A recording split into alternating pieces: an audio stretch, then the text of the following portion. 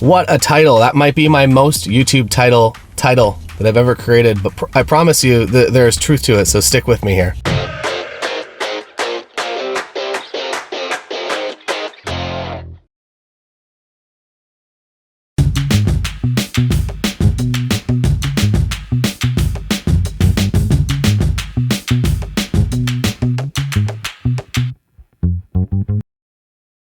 Good morning. I have received my coffee from Balzac's here in Kitchener. I'm sure that there's a joke in there probably somewhere, but I can't come up with it right now. I've already spilled coffee all over my pants, so that means it's going to be a great day. That's an ancient proverb of some sort. Spill coffee on your pants, have good luck for 60 weeks. It's a very specific proverb. So yeah, I'm excited for the next 60 weeks now, I guess, because of the coffee spilling. Today, Tuesday, this is my second video. First video went up, wedding photography Q&A. Next video is the one that you're watching right now. Tuesday is also exciting because it is the last day that you can get the founding member rate over at the new website. I've moved all my content from Patreon, or I'm moving it all from Patreon. It'll be done by the end of the month, over to the new website, and the new website is going to be the place that I create everything for you in the future. So you sign up for the founding rate, you get instant access to all $2,000 plus worth of content for $6.58 per month if you do the annual subscription, which is the craziest deal that I will ever have, and that won't exist. Midnight tonight, or 11:59 p.m., so 1 minute before midnight Eastern time, and that's gone. And by signing up, you also get access to all of the future courses that I will be creating. And August, I'm going to be doing a course specifically on elopements. 2020 is obviously the weirdest year that's really ever existed in the wedding photography industry.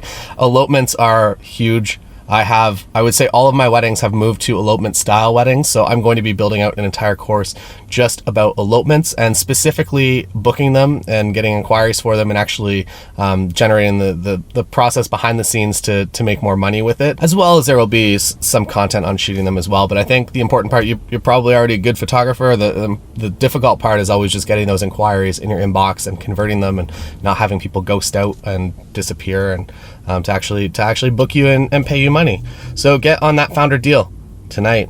Buy tonight if you're interested. And if you're watching this after Tuesday, I'm sorry that the founder rate is unfortunately gone. Let's talk about the topic at hand here, which is the Nikon Z5. So I've been saying the Nikon Z6 for a very long time. I've been typing it.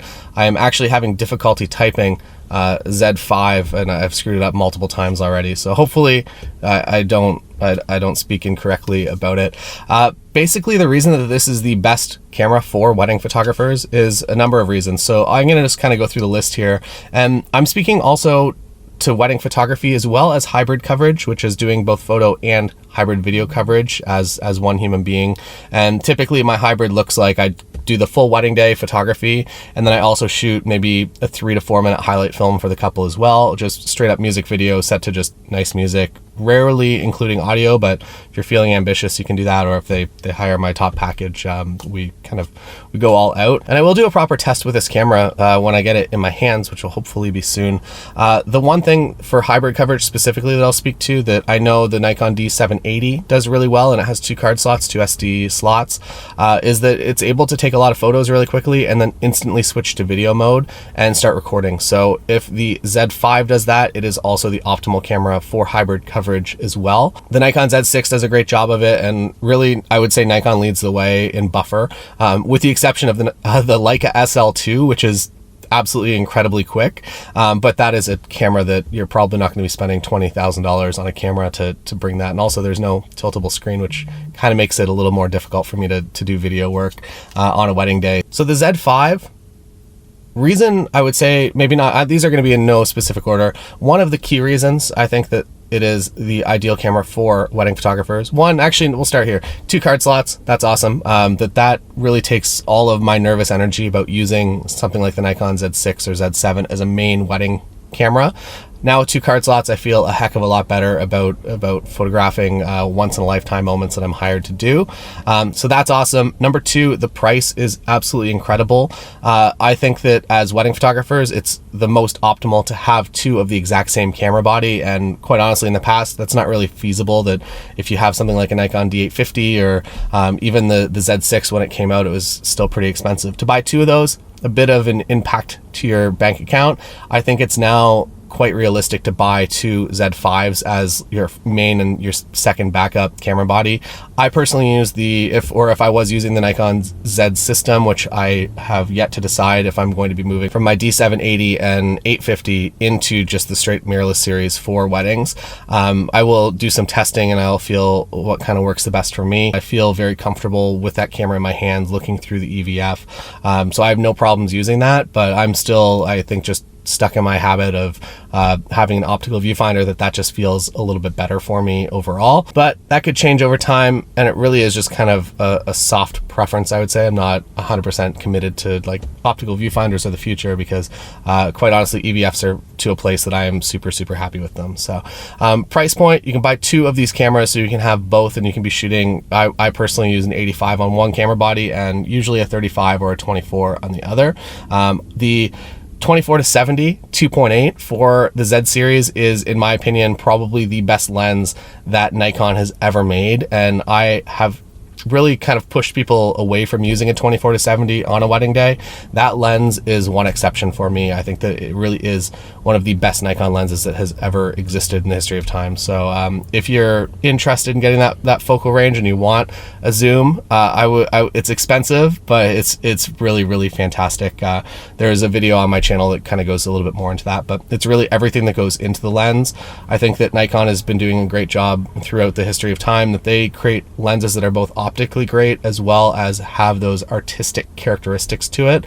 And I feel like the 24-70 2.8 is like exactly what I would want from a zoom lens. But again, a bit expensive, but if it's going to be your main lens wedding day, I think that it's definitely a reasonable purchase, or rent one if you're not able to purchase one straight out. Moving down the list of reasons that I have in my mind right now, 24 megapixels of this camera I think are absolutely perfect. I don't love shooting a 40 plus megapixel camera. I have no need for that.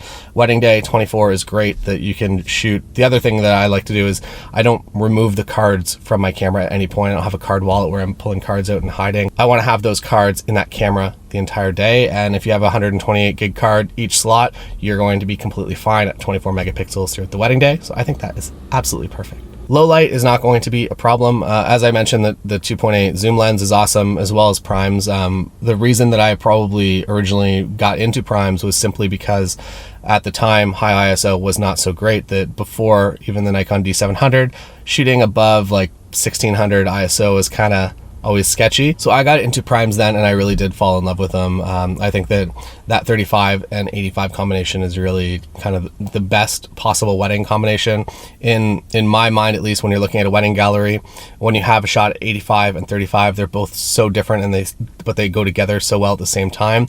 Whereas with a 24-70, I find that either I become a little bit more lazy, or all of the images that the gallery kind of blends together a little bit more, and while that might be a good thing, none of the images specifically have that wow impact. I don't know, maybe that's just me. But back to the camera, you're probably going to need a couple batteries for this guy. I guess the benefit of using digital SLRs is that the battery life is really, really incredible. On a wedding day, you're going to definitely want some extra batteries. And from what I've heard, and this is an unsubstantiated fact, I've heard a few people say that you can charge the camera while you're using it. So if you're using one of the battery packs and you're plugged into USB-C, I've heard a few people say this. I'll want to test this first, because currently Z6, you have to have the camera in the off position in order for it to charge. But if you can plug it in while you're actually shooting and be charging the battery, I think that that's a pretty cool thing. So hopefully that rings true to production. Ergonomics of the Z series are just really great. I really enjoy using that camera. The flip screen, I guess you'll notice if you follow my YouTube channel that I push against having just the regular flip screen, so that it's just tiltable rather than the full articulating that you can flip around and face at the lens so you can see yourself if you're doing selfies. For wedding days, I actually prefer the tilt. That is kind of the full range that I would ever really realistically be using. And with the articulating screen, the negative with that is that if you want to just tilt it up so you can just see it a little bit, you have to kind of pull it out and flip it around and then tilt it.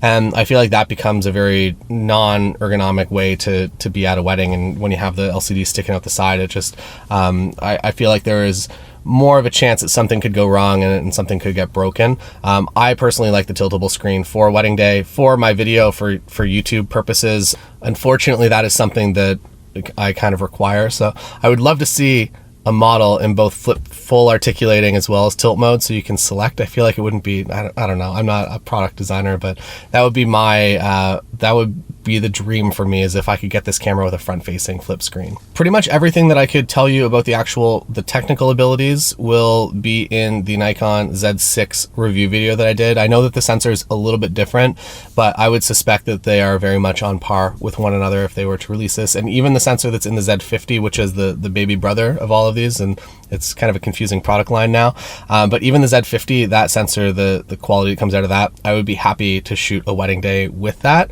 But the Z6 being a full frame camera, whereas the Z50 being an APS-C, that you're going to get a little bit more depth of field. So if you're shooting that 35 1.8, you're going to be able to utilize depth of field and really kind of make it nice and shallow when you need to. At weddings, when you walk into a space and say the getting ready space and there's just stuff everywhere, if you can just have that depth of field be like an inch, that's kind of nice, because now you don't have to go and clean everything up in the background. Or if say for instance at wedding venues that there's always exit signs, or there's always just stuff that you don't want on every single photo, and if you're able to make that disappear in your camera, I personally prefer that rather than fixing it in post. If I was to shoot the same scene as something like an f4, that's kind of my preference. And again, why I'll always kind of gravitate towards a full frame camera over an APS-C camera, even though I do use a lot of APS-C products like this Fuji X-T4 that I'm filming on right now. But again, my choice with the X-T4, it's a great system, but the front-facing screen was the thing that pushed me over the edge, which I feel like a lot of Fuji shooters actually kind of pushed back against it. Like, we don't want that in our camera, but Fuji made it, and that's the reason that I'm shooting this camera specifically right now. Moving into the video side of things, I guess the two things, they had to water this camera down a little bit, otherwise it would just completely annihilate all sales of the Z6. What they took away was that you can't do 120 frames a second in HD video, and also that there's a crop whenever you go into 4K. So if you're in 4K, I think it's a 1.7 times crop. For me, as somebody that's doing video at weddings, I am more than happy to shoot regular HD at 60 frames a second, which is what I do all of the time. If I was to get into 4K 60, that would kind of be what I would like, and that is likely going to be whatever the future professional body is, and we'll see what that looks like as far as card slots go. But it's obviously in the works, and the way that this camera is positioned, I think, is to get a lot of people on board with the Z series system and get invested into glass, so when they drop that professional body, that they have a captive audience that's actually going to buy that camera. For me, as wearing the wedding photographer hat, I don't think that I'll really need much more than a Z5 for weddings, at least for the foreseeable future. So if you're looking at the Z5 and you're thinking that it's going to be a great wedding photography camera, I think that you're 100% correct with that decision. I will personally be getting one. I'll be using it as a second body to begin with, and we'll see kind of how things progress over time. But after using, I'm going to say we've spent hundreds of hours and taken hundreds of thousands of images actually with the Nikon Z6, and I've been super happy with it. So if you're looking at this camera, I think that this is a fantastic camera, and I can't believe how low the price is, and that it actually ticks all the boxes for wedding photographers. So that's really awesome. Yeah, subscribe to the channel if you're interested in hearing more about wedding photography. And if it is still Tuesday, July 21st, is it?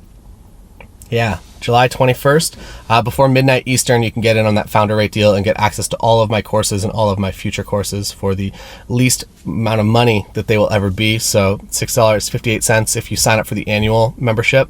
That's what the money divided by 12 equals ish. There's a bit of a rounding error in there because there was a fractions of a penny, but it really is an incredible deal, and I am excited to bring all kinds of new content to the new platform. The reason I left Patreon was, one, their billing was very difficult, that they would bill you whenever you signed up, and then also on the 1st of every single month, and that means if you signed up on the 28th of the month, you get billed again on the 1st, and it was just something I couldn't control.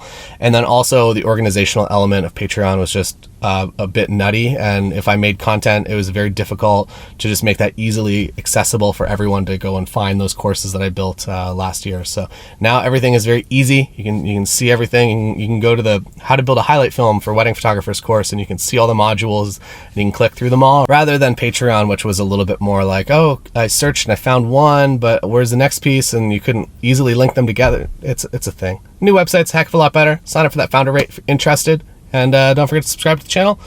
I will go back to drinking my no joke Balzac's coffee. See you next time.